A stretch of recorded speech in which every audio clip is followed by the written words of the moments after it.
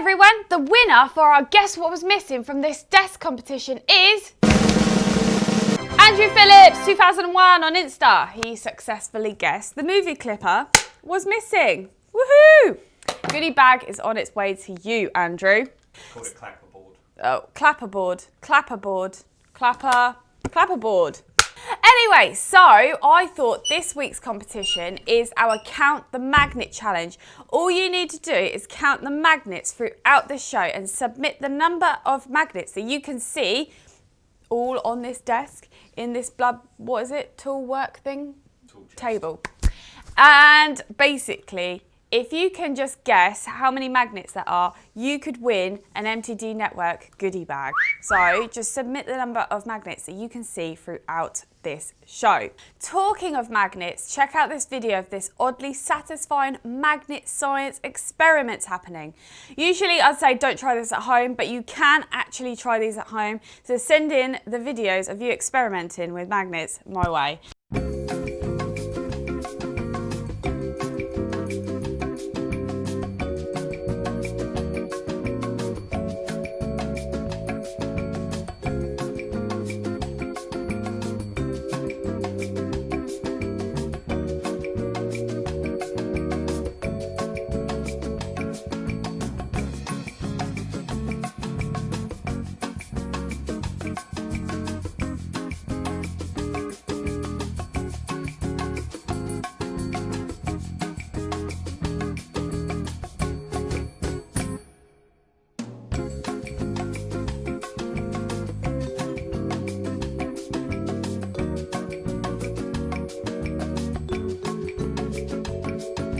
Anyways, that was amazing. Magnets, how do they work? Something more amazing this week is that I've been receiving all of your pictures that you've been sending in our CNC Machinists UK group. So keep them coming in, but check out these incredible pictures from yourselves.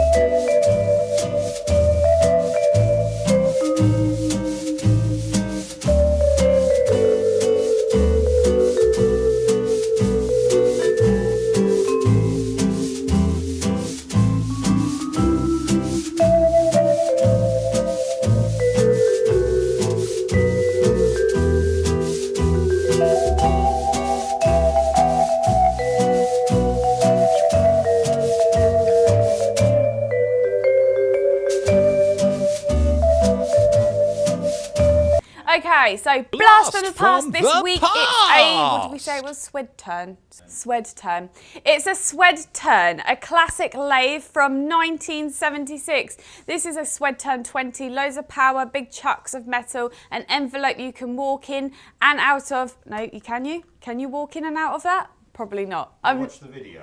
No. Because Colin he doesn't even know what he's chatting about. And the turret shifted around 90 degrees. Now this is a classic blast from the past.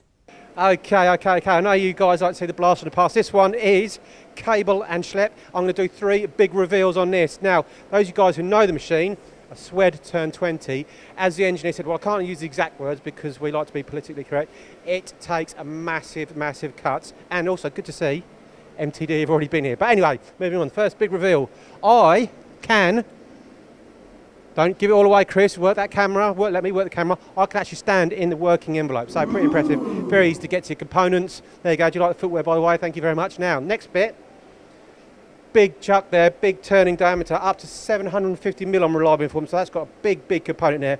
And again, to quote the engineer, I won't quote him exactly, big cuts of metal on this machine, so really powerful. I think it's about 60 horsepower. So now, next big reveal though, that wasn't really a reveal. The reveal is this will move, the actual chuck moves in the x-axis, so very unusual. And then, Chris, don't give all the games away. The next big reveal, look at that, turret, no driven tooling, but it's been turned around 90 degrees. So that'll come in there and do your turning there. So that is a Swed turn 20, a beast of a machine taking big cuts. But when was it from?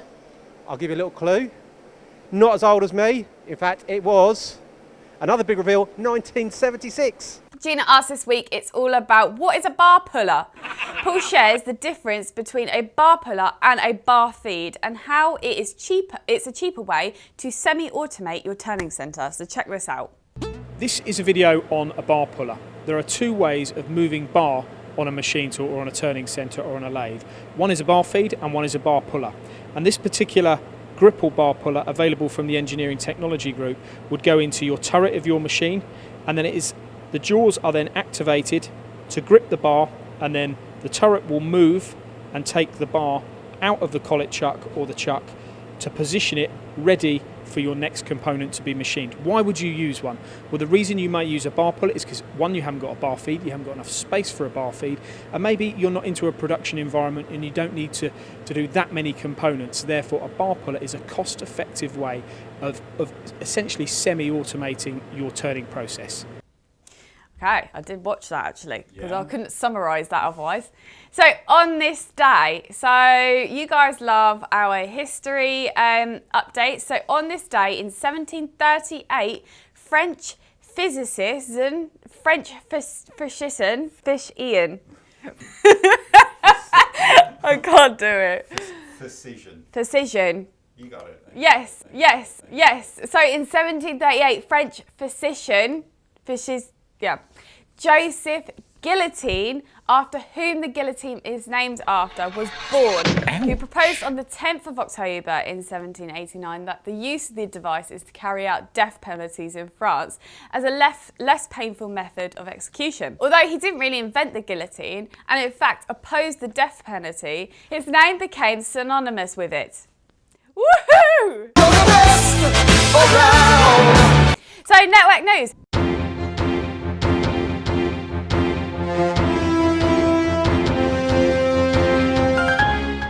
Need milled or turned parts manufactured? Well, fear not, MTD Network has you covered. All you need to do is go to www.mtd.network, hit the red button and get timely, competitive, quality quotes. So guys, that's it from me this week. Make sure to submit how many magnets you have spotted throughout this show. Guess the number, put them in the comments below, and you could win an MTD Network goodie bag. Remember to like, follow and subscribe to MTD Network. And I will see you later. I'm really hot. It is hot in here. Do you know when the last guillotine in The UK? In France. Oh. 19th century. 20th. 1910. Later. 1940? Later. What? Are you serious? Wow. Last guillotining. 1977. Learn 1977 was the last guillotine that ever happened in France. Engineering death, yay.